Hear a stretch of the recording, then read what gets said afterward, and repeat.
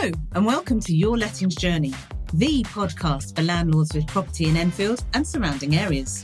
I'm Kaz. And I'm Rachel. And together we put the sales and lettings into Belvoir Sales and Lettings Enfield. We have decades of experience as landlords, tenants and agents, and we want to share it with you, our clients and local landlords to help you on your lettings journey. Navigating the minefield that is the private rental sector. We promise you topical debate, expert industry guests, and honest opinions, even if they are a little controversial. We hope you enjoy. The Your Lettings Journey podcast is produced by Belvoir Sales and Lettings Enfield. For more information, visit www.belvoir.co.uk/Enfield. Hello, and welcome back to Your Lettings Journey. This week, we're talking about property inspections. Yes, often missed or infrequent, often undervalued and completely misunderstood. So this week, we're going to hopefully clarify why you should be doing inspections and what makes them so important. Hope you enjoy. Hello, and this week we are talking about inspections. However, before we get stuck into that, we're going to recap the exciting week that we have just had. So for me, my stress point was trying to negotiate the end of a tenancy, which had a Section 21 end date of today, but where tenants had requested an extension to the 15th of September. And a landlord saying, no, that's absolutely not possible. I have people going in to do works on the Monday for the new tenants that I have moving in privately. So managing to negotiate a compromise with all parties to say, okay, on Monday, the 4th at 7-something stupid in the morning, 7:45 in the morning, I will be attending to pick up the keys and to do a checkout prior to contractors arriving. So while I would say that neither landlord nor tenant are particularly happy with the compromise, it is at least a compromise that allows everybody to move on and me to get up at silly o'clock in the morning, which is probably the challenge. I may well oversleep there and all the good plans will fall apart. I shall try to remember to wake you up. Somebody may have to. I'll send you a message or something if I remember. Yes, thank you for clarifying that. This is true. Anyway, so Kaz's was slightly, I was going to say more difficult because it involved multiple parties. So Kaz, if you remember, her challenge was for a particular landlord to negotiate rent increases on his portfolio. Yes. How did you get on, Kaz? Well, thank goodness. We actually managed to move away from the fact that let's cancel the agreements, get the tenants out, do up the properties, put new tenants in at a better rate. And us actually coming back to the fact that that's not a great idea to do. It's not particularly fair on the tenants, but we also have to keep the landlord in balance here. So what we did is we asked him to look at his mortgage times and the mortgage dates and the tenants that we would be dealing with. What would the cost of the upgrades would be? What would the costs of the void periods? What would the cost of if the tenant doesn't move and you have 10 months to take them to court? And there was a whole load of things that we were able to sit down and discuss with the landlord. We have reached compromise. We are not in that great, massive rush anymore. So we can take a little bit of time, take 2 steps back and concentrate on each property at a time. Does that make sense? It does make sense. I'm going to try and nutshell it though. Okie dokie. Because I can see you going through the detail, like how did this work out? So basically, yeah, so on the face of it, we had a landlord who was saying, I'm having my mortgages are going to renew. I need to be achieving X for my rent on all of these properties. And please either speak to the tenants and get an increase of X or get them to leave and then we'll do the property up and we will put it back on the market for X. And so Kaz was able to go through the details of each particular property, work out when we last charged the tenants an increase in rent, the condition of the property and what work would actually need to be done. She was also conscious of the situations of the tenants. So if any of the tenants were on benefits, because obviously from a landlord perspective, if we serve notice to a tenant and they are receiving support, chances are that we'd have to go through the whole eviction process, which could take several months, shall we say. Yes. So it was going through in a structured way all of the ins and outs of this with the landlord for each property. And so as she says, we managed to get to a point where we maintained every tenancy. Yes. And we will come to looking at increases and improvements as applicable or as appropriate as we go through the next 12 months. And this is where I'm really happy that we have done the inspections. I've done the pop-ins where I've been able to sit down, have a look at the properties themselves, but at the same time have chats to tenants so I know where they are in life and what they're up to and what they're doing. So, yeah, it did. Absolutely, because from a landlord point of view, quite often they remember the property as it was. Yes. However long ago that was at the point that they bought it, or maybe the last time a tenant moved out or what have you. And so things change over time and, things need a little bit of wear and tear. If you want to charge a higher price, you've got to, number one, make it all the fixtures and fittings particularly nice, but you've also got to make sure that carpets and stuff aren't showing the wear and tear to be able to get that. So because Kaz goes around regularly, she was able to say, this is the situation, this is what you would need to do to achieve the prices that you are seeing online. So successful, but it did bring back the importance of the inspections. Yes. Okay. So inspections. Now, most people, you say inspection and it's sad. There's nothing positive about the term inspection at all. Very military. Very military, very stand to attention, very let me check you over and you haven't shined your shoes type thing. It is very much what people think of. So you say inspection to a tenant and they immediately think, oh my God, I'm going to be checked out and told that I need to tidy up and I need to clean and this isn't how it should be and blah blah blah blah. Or alternatively, or possibly at the same time, I'm going to be asked for more rent. That's kind of how. That's kind of from a tenant perspective. That's what inspection says to them. So one of the things that we saw recently was where we were advised to change the terminology to for how we say things. So not to say inspection, but to perhaps say customer service. Yeah, customer service, and I couldn't wrap my head around that. Customer service. Customer service. And the reason they were saying customer service, remind me if I stray off the point here. There are 4 reasons. There are 4 reasons for doing an inspection that I can think of or that we think of. So number 1, from an agent's point of view, is to comply with the terms of business, because everybody's terms of business will say we will do X number of inspections every year. So that's number 1.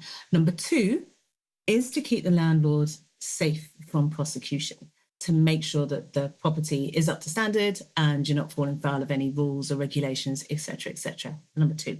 Number 3 is to make sure that the tenant is living in the property as you expect them to. So living in a tenant-like manner, or whatever the terminology is. And number 4, to maintain good relations with the tenants. Yes. So that we can make sure that there's good communication between landlord, tenant, and agent. Keeping communication. That little triangle. Yes. So those are the four reasons. And the main reason that these are introduced or held or done or what have you is the second one, is that keeping the landlord safe. Yes. What's it? Landlord and Tenant Act of 1985, I believe. Oh, look at you pretending like you're just recalling that. I'm not looking at my notes. Anyway, Section 11. Section 11. Sorry. There are lots of bits of legislation that all relate to maintenance and the condition of the property. So yes, there is the Landlord and Tenant Act. There's the Defective Premises Act, 1972. Okay, purely because I got it on my notes. Fitness for human habitation, housing, health and safety. There's all sorts of things. But basically, so we have Section 11 listed or cited in our tenancy agreements to say that this is what the landlord is responsible for. And basically it covers the exterior of property, the structure, things like gas, electric, water supply, all of those sorts of things, waste removal, etc., etc. Yeah. So all those sorts of things are covered. And as a landlord, you are seen as being responsible for acting and dealing with these issues as soon as you become aware of them. So that's the key bit. There are 2 points at which you should become aware. Number 1 is obviously at the point at which the tenant moves into the property, which is why you have an inventory and a check-in. And number 2 is then if things happen during the tenancy. So how are you going to be made aware of them? So as Kaz has said, often people, when it comes to an inspection, they don't kind of want it. They're feeling a bit like I'm going to be checked out. And don't come to my house. Yeah, they keep their head down because they cost us money. Yeah, they don't want the rent to go up. It's not right like that at all. Exactly. Definitely not. So So yeah, if you can't rely on a tenant letting you know that there is an issue in the property, then you kind of need to be doing inspections, or somebody needs to be doing inspection on your behalf, because not doing inspections does not release you of your liability for any Section 11 issues in the property. Yes, So I don't understand why people wouldn't be doing inspections. Okay, but now we can't call them inspections, sorry, because it's a particularly aggressive word, as we've said in the past. And we did touch on that customer service, which I think is a little bit of hogwash. So I go with pop-ins, which is a very fluffy way of saying we're going to pop into the property and say hello. I kind of like the customer service visit. I think we should. It's too formal. Because the thing is, the whole thing about Section 11 and everything else is because the landlord has a duty of care to the tenant. Yes. They have a duty of care to ensure that the property is safe for the tenant. And that, as we're stressing this particular point, that is the reason that we do inspections. So in terms of customer service visit, we should be going around there and making sure that the tenant is happy. They know how things work and that there's no issues with the property, no defects, etc., etc. So I get the terminology behind, or the thought behind customer service visit. I like the pop-in because it makes it sound informal. It makes it sound more informal. It is, but yeah. And because we all know that there is an element of inspection.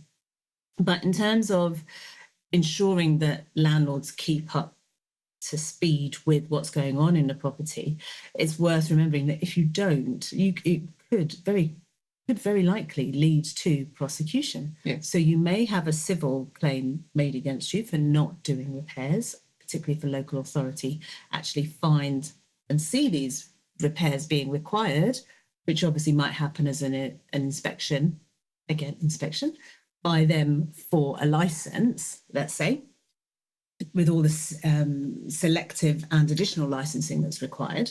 But and on that, just with the selective licensing, you have to inspect the property at least every 6 months. So already, if a landlord has gone out and applied for a selective license, and you're not doing these inspections, pop-ins, customer service, whatever it is that you would like to call it, you're going to be in breach of your license. So now you can add the selective license to your Landlord and Tenant Act. Absolutely. And so there are so many things that you can actually prevent just by popping into the property to make sure that everything's okay and that the tenant's okay and that your maintenance is up to standard. Yeah. Because if you do, if a civil claim is made against you by the tenant, I believe, you could be found liable for, number one, the cost of actually doing any repairs, and two, compensation. If there's a criminal claim made against you, which would probably be by the local authority, you don't want to be prosecuted by the local authority. No. that could have all sorts of consequences. And then, of course, you could be, because that could ultimately lead to imprisonment or whatever else. I mean, least things you're going to lose your license, but you could lead to imprisonment or whatever else. But you could also be fined for having a defective premises and that kind of thing. So just by doing a regular, and as often as, by regular visit or what have you, you keep yourself away from those sorts of things. And just if you're going to do the regular visit, have a record of it. Yeah. So on our side here, we will do the visit. There could be photographs taken. Photographs are kept. We update the landlord to say this, and this is happening at the property, or it's looking fabulous, or whichever it is. And then we still go back to the tenant and we say thank you very much for their time during that day. So we have that backup and that record that we did actually go, and these were the findings. If you need the record. Yeah, there were just a couple of things on what you said there that made me go, ooh, really? So no, just on the photograph side of things, I think you have to ask a tenant before you start taking photographs so that you can remove any personal things and stuff like that. And for me, and I don't actually know what the rules are on this, but for me, I tend to do photographs by exception. So if there is an issue, I will take a photograph of it so that we have evidence of that. But I don't tend to take random photos of. So if I'm in a property, first of all, I always ask permission. I never just take the photo. I generally take it of a lounge, and I will take it of the kitchen. If there is an issue, we will discuss, and then but I don't take photos of bedrooms, kiddies' corners, or anything like that. So it's just to show that, yes, we were at the property, everything was fine. But yeah, we always ask permission first. We say, this is what I'm doing. I won't be doing the bedrooms. It's a privacy thing. Yeah, I think the key thing is to ask us if you can do it. Always. And also we always do ours face-to-face, but we'll come back to that later on. The second thing I was going to say, based on what you'd said, was about, keeping the records. And that is just it's a minor admin thing that if you're going to, you have to remember that those notes about that visit could later become part of a subject access request. So just to be mindful of, the terminologies. I think the terminology that you use and how you describe people and things in a property. So that's the main reason why they're there, is to protect the landlord. The second reason, I'm just thinking in terms of agents, because I said, item number 1, comply with the terms of business. Our terms of business says that we will carry out inspections. I think I'll say periodically at the moment, but they did say a minimum of every 6 months, which ties in with the licensing side of things. We actually do it more than that, but if you commit to too many, that's a bit of an issue, because if you slip, you're in breach. Also could be harassment. You got to be careful. It's all about balance. But it came up recently because I was speaking to another agent, and they said lots of landlords are getting a bit stressy with costs. So they're asking their agents to reduce their costs. And they said, okay, well, we can reduce it by X if we don't do as many inspections. Or if we don't do inspections and we just charge you as and when you decide that you want an inspection. And that for me is when it gets into tricky territory, because for the reasons we've just gone through, you absolutely need to have those inspections. And as Kaz said in the intro, quite often they're undervalued, they're infrequent, they're missed, they're what have you. And we did have a period last year when Kaz was off for a while, when our inspections they slipped a little bit. They did. They slipped a little Definitely bit. Did. And so Kaz came back in, started doing them properly again, and there was lots of maintenance to do. And that kind of highlighted for us, that's why you don't slip. And at the same time, it was also energy crisis. And people, they don't want to heat the houses. So that's also become a bit of an issue. So this time round as well, had great sun. And while you're sitting there and the energy crisis isn't that bad, we also do a little bit of education. Yes, your bill is low now in the summer. Why don't you keep on topping it up? Things that you don't think about until you get to winter. I think that comes into the checking on the tenant side of things, because in terms of complying with our terms of business, it's just a matter of, sorry, we need to do it. No, you're right. You're doing me. You're going off at a tangent. And I've been told we must structure. So, in terms of complying with the terms of business, yes, from our point of view, we don't want to be in breach of our terms of business with our clients. But also from a landlord point of view, you should be aware of when your property is being visited and that you are not going to be subject to any kind of proceedings. Yes. But number 3 is the inevitable, doesn't matter what you call it, it's an inspection. It's an inspection. We are obviously going around to check on the property. We are going to check how a tenant is living. We are going to check for all sorts of issues. I'm going to put you on the spot now, Kaz. What are the common issues that we sort of are likely to uncover, or that we're looking out for when we do an inspection? Okay, well, let's see. I think the first one, I'm going to go with how many people are living in a property. And you've got to be very cautious. How many wardrobes have we got? How many toothbrushes are there? Is it 2 people? Is it 3 people? There's 3 people on the tenancy agreement. One's missing, but we have a baby. There was that. So it's a case of who's actually living at the property. So that's one of them.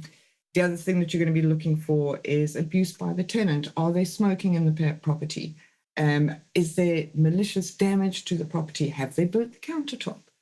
Is the oven working? So Yes, so you are inspecting, but you can do it Is with, the oven with that. working? Yeah. Is the oven working? Can you cook me a meal, please? I'm hungry. No, it's when you open it and it's so burnt that you think, is the oven working? Oh, I see. Okay. Okay. So yeah, it's you've just got to keep your eyes peeled without actually being invasive. There we go. Yeah, I think Me being fluffy. The key thing is we're going around and we are checking, or you as landlord should also be checking, that there is no damage happening to your property and that you are not breaking any laws in terms of how the tenant is living. No cannabis. And yeah, that there's no damage happening to your property. So we are checking for that, but it's a visual inspection. So we're not required to start moving furniture around. We may become suspicious if all of a sudden a couch is in a different place and it seems odd. Yeah, are they hiding some damage to a carpet? But we're not going to move it. So it's just checking, is there damage, so that the ultimate aim is at the end of a tenancy when you do the checkout that there's nothing that comes as a surprise to a tenant that you're claiming for. So you need to make a note of any damage that there is to the property. But yeah, we have selective licensing in Enfield. We have additional licensing in Enfield.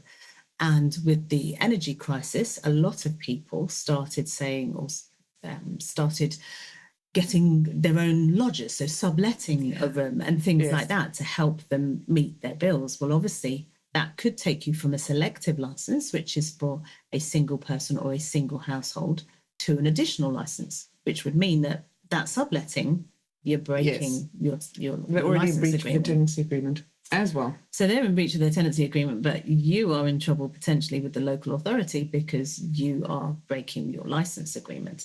So little things like that. And as Kaz mentioned, wardrobes, we did have one incident. I had an incident. Tenant moved into a property and they had wardrobes in every room, so in both reception rooms and all of the bedrooms. And I was like, what's on? Actually 3 reception rooms and all the bedrooms. And so my little antennae went up immediately and said, I don't like what's going on here.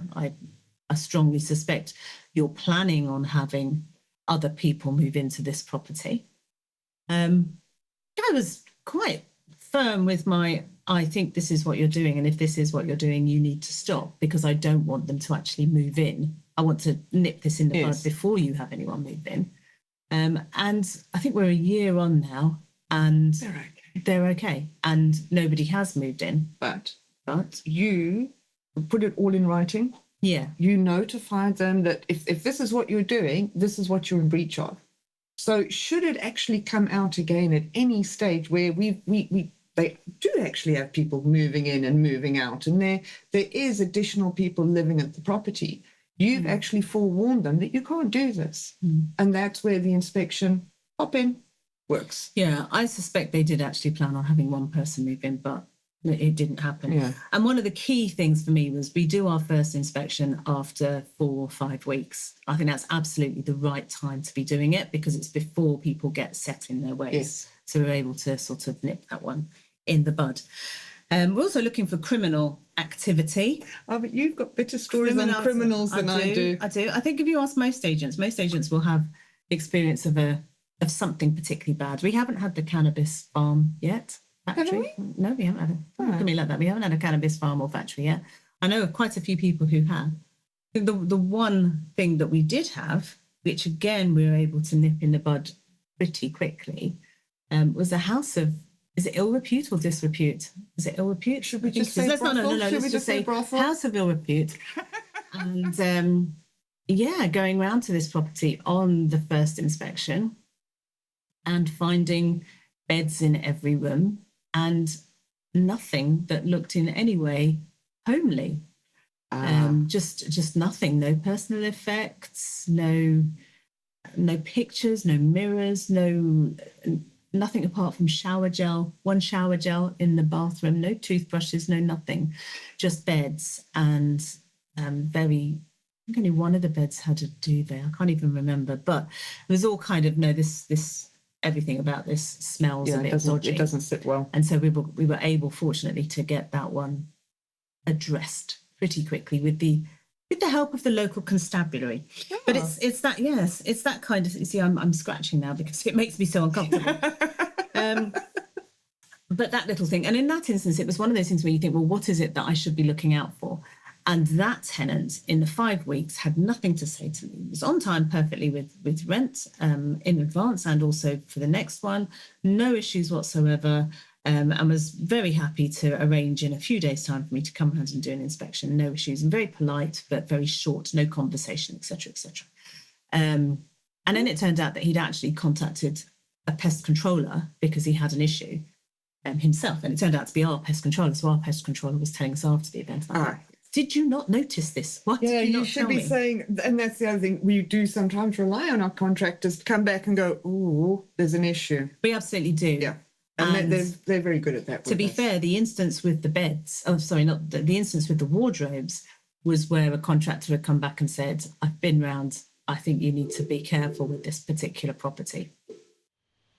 So that's the illegal side of things. But then there's just the standard as well, where it comes to cleaning and things like that. Yeah. So, yeah, you do have to be quite tactful. It's always something you feel a bit difficult because you're going around and you're commenting on how an adult lives in their property. And so you do have to sometimes be tactful. And then there are times when that tact doesn't work. On no case. Oh, God, no case. On no case. Yes. So, yes, right. You have to learn when you're going out and you're doing your pop-ins and all the rest of it, you also have to swing around yourself and go, okay, not everybody lives by your standards. I might be a bit of a clean freaky at home, but other people are not as clean freaky as I could be. And I had one of my first pop-ins while working for Belvoir Enfield, and the car outside was looking fabulous. And I walked through the front door and I saw everything on the wall and I didn't even want to sit on the couch. And that's difficult because the house was awful. There's no other way. It was just awful. I didn't want to sit on the couch because the couch looked dirty. And then again, I'm putting it into the back of my head that, Kaz, not everybody lives to your standards. So we thought we'd go outside. Mm-hmm. And that was the difficult part, because then that's when I discovered that the washing machine was outside and all sorts of things was happening. So now you're trying to be tactful because you don't want to upset somebody. And this is where the oven came into being, where I opened up the oven and I was like, oh, does the oven work? And she went, yes, of course it does. And I'm going, but it's so burnt. How could it possibly still be working? I think things broke down completely when I inadvertently swung around and took my finger across the fridge, because it was filthy dirty. And that's when communication and as much as I just didn't want to do it. And so I got thrown out. It was at that point that I realised the customer service visit might not quite be what that was. Yes. And so we had to have a few conversations about how you can't do that kind of thing. I just imagine it's sort of Kim and Aggie style for anyone who watches that kind of programme, with the fluffy rubber gloves and just taking your finger across the top and just saying, oh, darling. Yeah, so that did kind of just make me feel we perhaps need to be very, very careful in how things are said. So we've kind of learned from that one a bit. Yes, there was a big lesson. That does make, that's when it is an inspection rather than just keeping the landlord safe. So we do need to be careful with that. No, definitely. Since then, Kaz has become slightly more fluffy.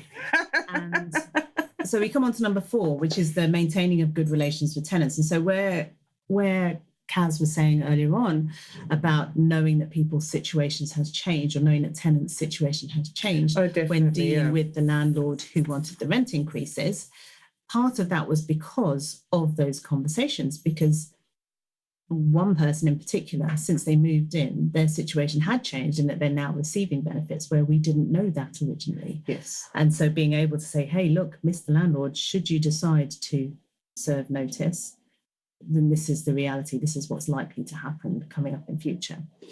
But it's not just that. I mean, it is the big things like, are they likely? It's getting to know your tenants as well. I mean, I enjoy a pop-in. Sometimes we'll sit there and we'll have what we call a chin wag. So you chat, you find out how things are going. How's the job going? Are they enjoying the house? Are they enjoying the area that they're living in?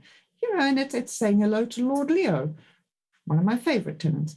So it's all of those things, and just keeping the communication lines open, but having that very personal chat, not personal, I think there's a bit of an invasion there, but, just getting to know the people that I work with on a daily basis. I think it is kind of key in terms of, yes, you need to have good relations, but also you want them to feel comfortable to be able to tell you when things are happening in their lives. It's not so great. If they're about to lose their job, potentially, you want to know. If their relationship is, I've always found that, sitting down and having a chat with the tenant and keeping those communications open and having a good dialogue with your tenants, it's kind of key, because they know that you're there, that you're not just an agent who's doing the inspection, that they can chat to you about things that are happening within their lives, and if things are changing and can we help, which we have done in the past when things have come around and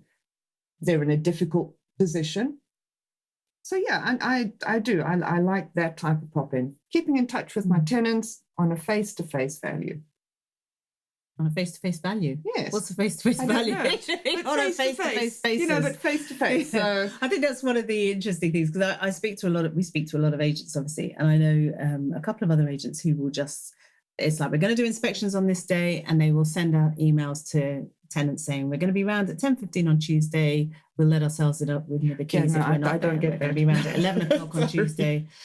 And I think that loses one of the key points of contact with your tenant, and to be able to have that relationship, quite apart from the fact that I don't particularly feel comfortable walking around someone's property when they're not there. I would prefer them to be there. That just doesn't make me feel comfortable. But you want to build on all the touch points where you can have a conversation and build a relationship with your tenant. So, for example, we had a tenant move out yesterday who came into the office and brought Kaz flowers, big bunch of flowers. Nothing for me. Oh no, but a big bunch I of shall flowers. miss them. They're such a good couple. Big bunch of I will flowers. miss them. But little things like that. So you have that relationship. So if they are planning to move at some point, if, as in this case, situations change with the relationship of the couple in the property, they let you know in advance. So we had a good long lead up to know that they were going to be leaving. If people are likely to have, start having children, so if they find out they're pregnant or what have you, you know that. So possibly a one-bedroom flat, that's not great. You start with the landlord, etc. So little things like that. Any money worries, any issues they've got with the cost of living, heating, all that sort of thing, we get to know in advance. And then, it just makes it easier. One thing that does make it easier is the pre-notification. So letting them know what's happening, letting them know how long the visit is going to take, what we're actually coming round for, what the visit is for, what's likely to happen, just so that they know that it's not going to be formal. It is a casual sit. Well, yes, we've had one tenant where she completely panicked to a point where, she almost had an anxiety attack. And we just had a general conversation where it was like, it's just a pop-in. It really is. I just need to see how things are going at the house. Is anything happening within? It's just a pop-in to say hello and see how you're doing. And thank goodness I did that, because she had been told that whatever was happening behind the radiator was not a leak.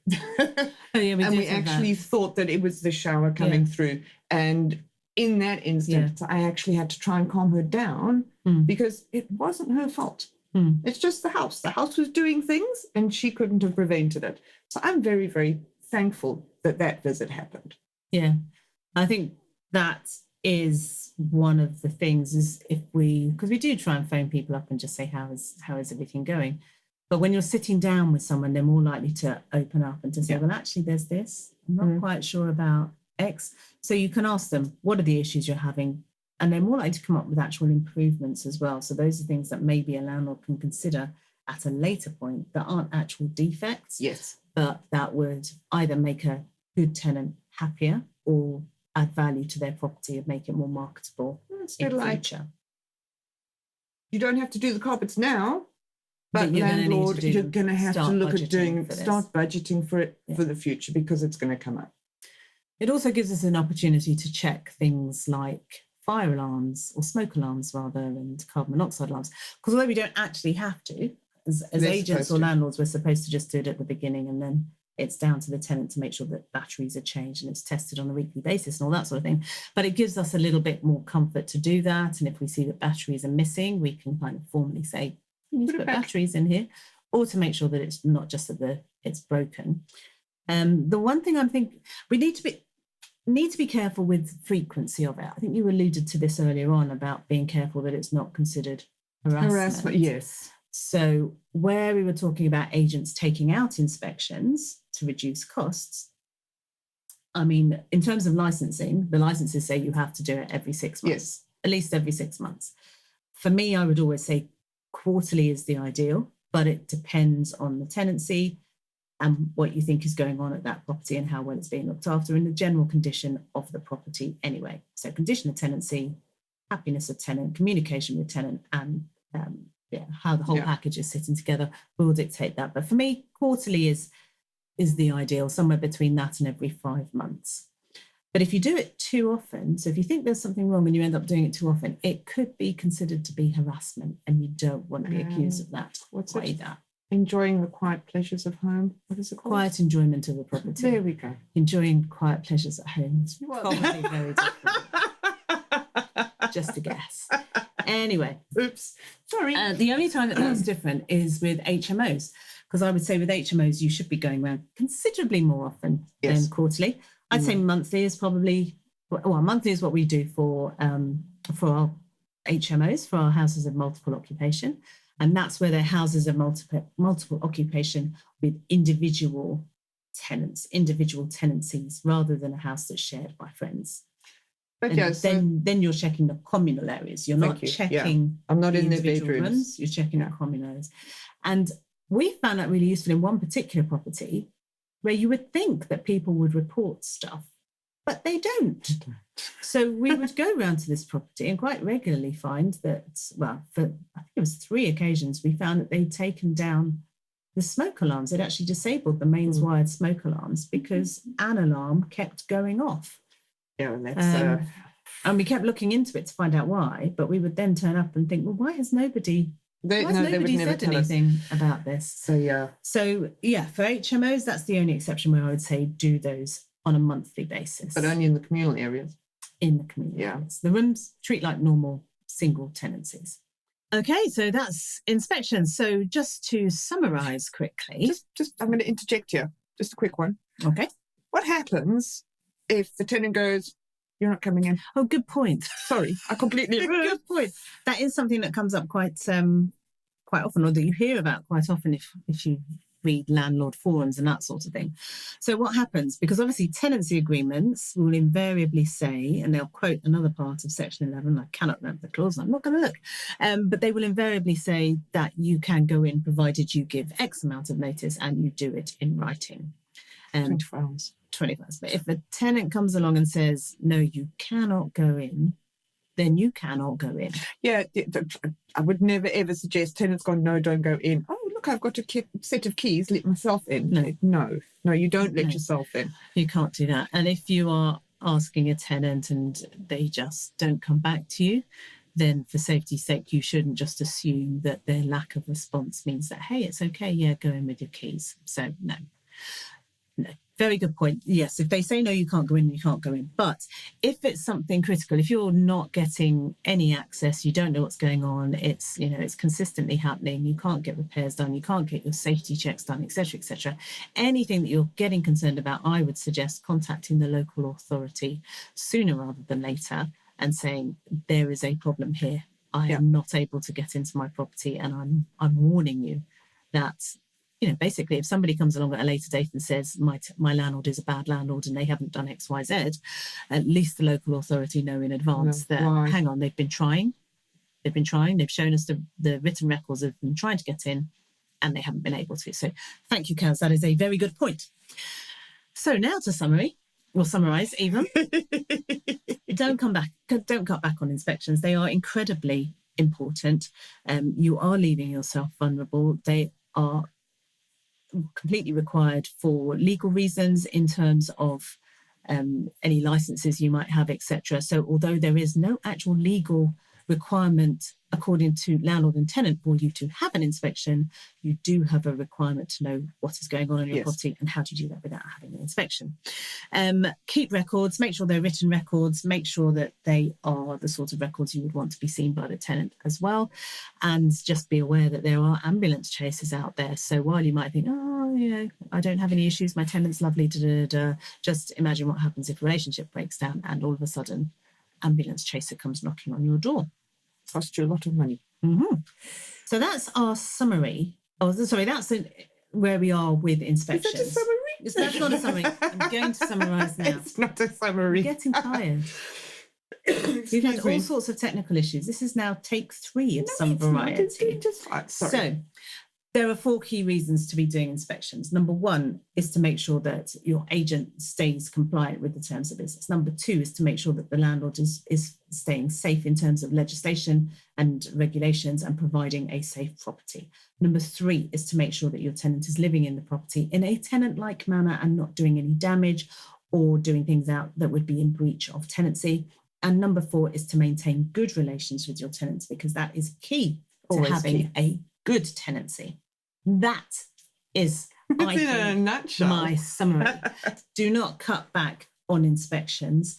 It will leave you vulnerable. Make sure you keep written records and be careful, because there are ambulance chasers out there who may well be looking to claim. Yeah, so you just need to be careful. It's like deposits and everything else. You need to just make sure that you are safe of any ambulance chasers. I'm pleased. That is inspections in a nutshell, and we hope we've made that exciting. Ish.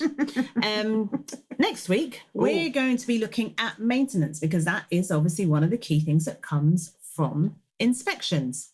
Oh, yes, it is. What else are you up to though next week? What am I doing next week? Next week, my exciting bit, looking at rental properties, progressing a couple of properties we've got that seem to be sticking on the sales side of things. So they are ex-rental properties and 2-bedroom properties that are selling and that, after a bit of interest, are beginning to stick. So I need to look at those. That's going to be interesting. That's in the market of today. The market changing, fun. Definitely. The sales side is not what the rental side is, so that's going to be interesting. What are you doing for next week? Right. Well, yes, I had a little bit of a shocker yesterday with regards to fire safety. Yes. I'm not looking forward to it, because it actually involves some of our properties, because single dwellings, double dwellings, converted dwellings, and how they actually all have to conform to the fire safety.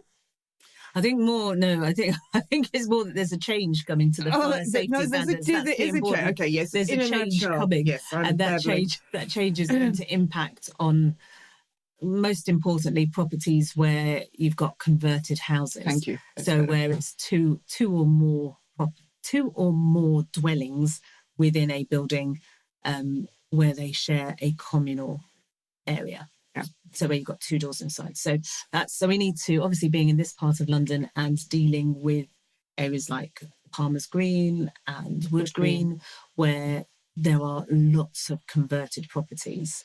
And the problem is I actually have to let the landlords know as well. I'm always the bearer of good news. So yeah, that's going to be fun. It is, at a time when everyone is trying to save money. The landlords, will be talking about things like fire doors and all that sort of stuff. So that is something we need to look into very carefully and go through our database and start making plans, because I think the 1st of October is going to be quite an important date. Because we have nothing to do with our days, Rachel. It's going to be busy. On a slightly lighter note, something I spotted in local news was that EXP estate agents, who are all part of that self-employed EXP model, are being treated to free voluntary jiu-jitsu training. Do I need protection from you? Jiu-jitsu training to keep them safe when out doing their viewings and inspections and even valuations. And I thought, what a fabulous idea. And I'm making light of it, but I think it is actually a very good idea.